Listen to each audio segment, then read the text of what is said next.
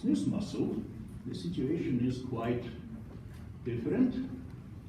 What we've got in smooth muscle is the whole variety of different shapes of action potentials.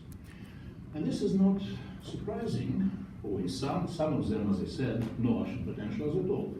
And that's not surprising because we have very different requirements, functional requirements to different types of smooth muscle.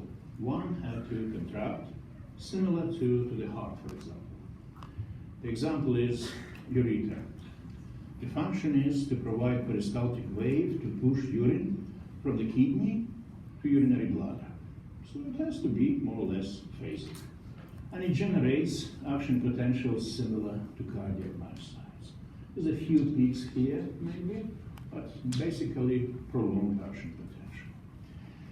In the stomach, we need long contractions lasting tens of minutes to push food, and stomach may generate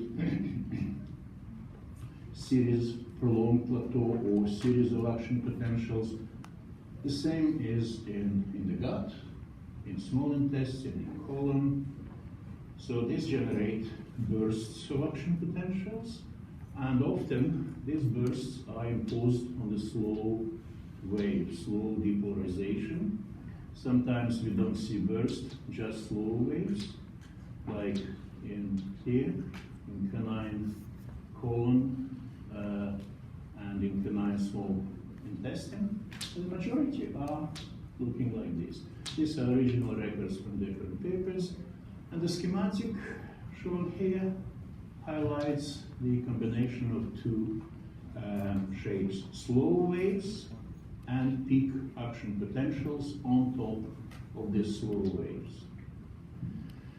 Now, in some smooth muscle, in GI tract, for example, slow waves are generated by a special type of cells called cells of Gall. We will have, in due course, we'll have a separate lecture on that. In some others, in the myometrium, for example, or in urinary bladder, they don't generate slow waves, cells of Gall, but smooth muscle cells generate this kind of slow waves. The point of slow waves is to bring a brain potential above threshold to generate spikes to trigger contraction. And because we have huge variety in mechanisms and huge variety in durations of these, we can afford different types of contraction. Very slow rising, slow decaying, fast rising, fast decaying. This would be triggered by rapid action potentials. But even rapid action potentials in smooth muscle are much slower than action potentials in neurons. So if you take these peak action potentials, record them at fast time, you will see they last 20-25 milliseconds, not 2-3 milliseconds as in neurons. So these are still longer. Why is that? Because the majority of smooth muscle don't have voltage-gated sodium channels. So they don't have very rapid depolarization phase 0 in cardiac myocytes. Even if the action potential is similar to cardiac, this phase is much slower, like in ureter. Who provides inward current? Calcium channels. So in all smooth muscle, calcium channels are the most important carriers of inward current, passageways for inward current. Some smooth muscle express sodium channels, but these are not that important and that widespread. Now, as I said, there is a fundamental difference in the mechanism of contraction between skeletal muscle, cardiac muscle, and non-striated smooth muscle, and that's why the appearance is different. Okay, so this is how excitation contraction works in smooth muscle. I assume you remember how excitation contraction works in skeletal muscle. Calcium is a trigger, and it is a trigger because of interaction with calcium binding protein. What that protein is? Tropinin C. Anyone awake and with good memory? Tropinin C. Yes. And it can bind calcium, and that binding makes it change shape. Changing shape exposes the binding site for actin, and there is an actomyosin interactions. That's in very brief nutshell how contraction happens. So troponin is important. Here, nothing like that. There is another biochemical process responsible for the regulation of these slower bridges between myosin and actin, and that is dependent on phosphorylation of myosin. There are two regulatory chains on the myosin, which only upon phosphorylation will start interacting with actin. So essentially, phosphorylation mechanism plays the role of troponin binding to calcium. How this phosphorylation happens? There is an enzyme called myosin light chain phosphorylation enzyme, kinase enzyme. Kinases are phosphorylating enzymes, transferring phosphorus from ATP to a target molecule, myosin in this case. So MLCK, myosin light chain kinase, phosphorylates regulatory chains.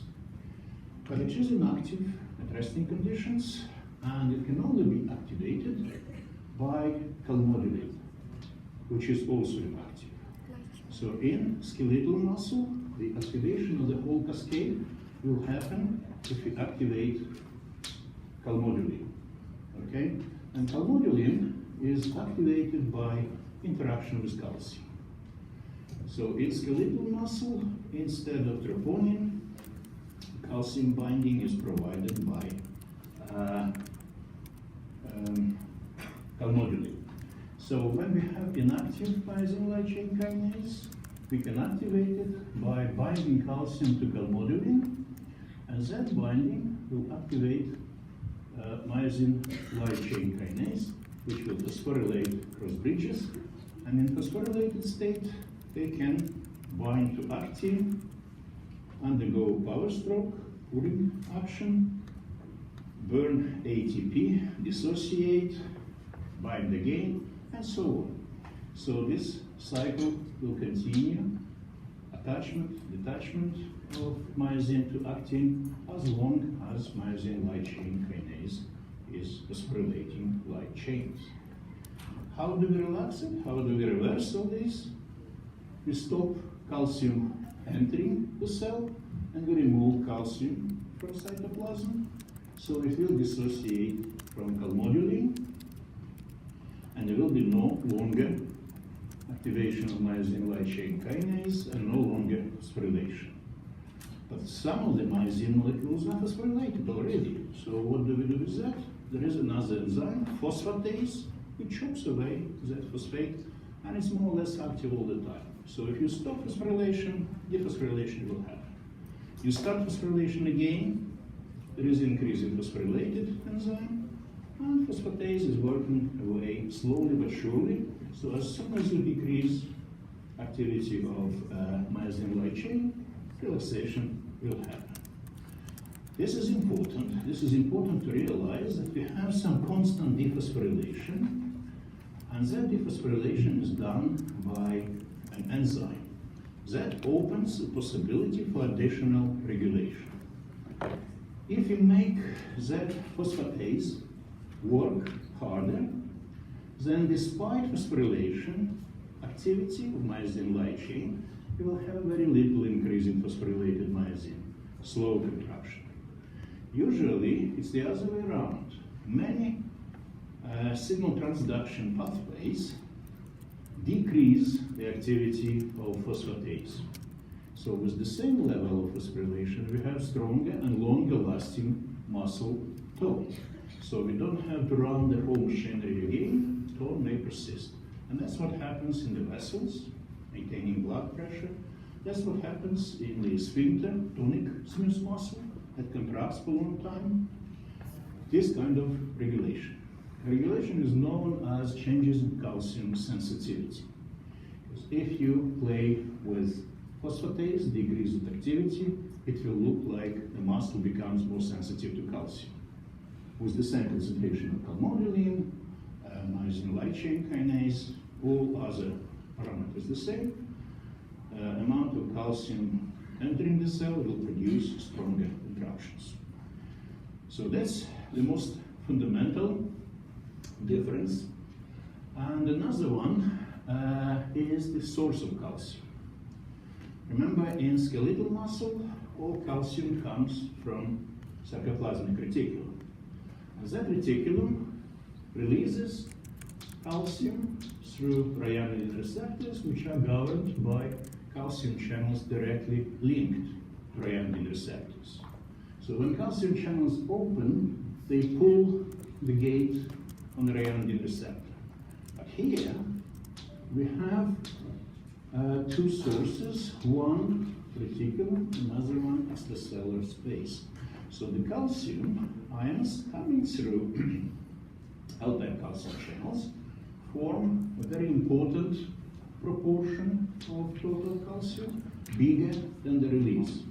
And the release happens from the sub in a different manner.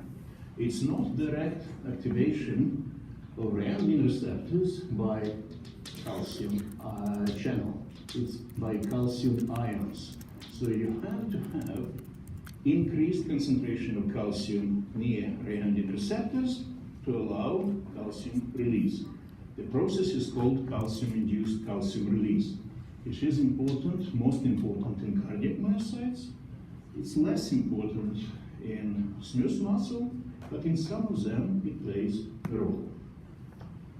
Okay, to summarize, we have calmodulin instead of troponin as calcium sensor, and we have differences in sources of calcium. But the final result is similar between skeletal muscle and smooth muscle, cardiac muscle, production of force in cross bridges. As I said before, the arrangements of actin and myosin is different between skeletal muscle and smooth muscle, and we have much more scope for shortening and lengthening of the smooth muscle due to that arrangement. But basically, ATP is consumed for energizing cross bridges, and it also is consumed for triggering the whole process. So smooth muscle use ATP to produce force, as skeletal muscle, as cardiac muscle does, but they do it in somewhat more economical way because of regulation through phosphatase. If you change phosphatase activity, the muscle will respond with more force or less force per same amount of calcium entering the cell. That's not true for skeletal muscle or for cardiac muscle. There are different mechanisms, and you will learn about cardiac muscle in the next lectures. Professor Chris Howard will tell you about it. And then we will come to vascular physiology, and I will tell you a bit more about regulation in skeletal muscle. So this is a brief summary of what you need to remember about the excitation and contraction coupling, the difference between skeletal muscle and smooth muscle, and finally a few brief slides about regulation. Smooth muscles and cardiac muscle are relatively small cells, yet an organ, heart, ventricle, behaves like one whole. How does it happen? Cells are connected to each other via electrical synapses, via gap junctions. So from electrical point of view, because of low resistance of these junctions, the whole muscle behaves like one big cell. It has membrane, but cytoplasm of different cells is connected through low resistivity gap junctions. That allows propagation of local circuit currents easily between different cells, and that ensures rapid propagation of an action potential. So cardiac muscle contracts as one single unit. Some of the smooth muscles do the same, and they are called single unit smooth muscle, mainly in the GI tract, in the urinary tract, in the myometrium, in visceral smooth muscle. In vascular smooth muscle, we have slightly different situation, and these are called multi-unit smooth muscles. They have very few gap junctions. None are shown here, but some are connected, but not many. How are they controlled by nerves?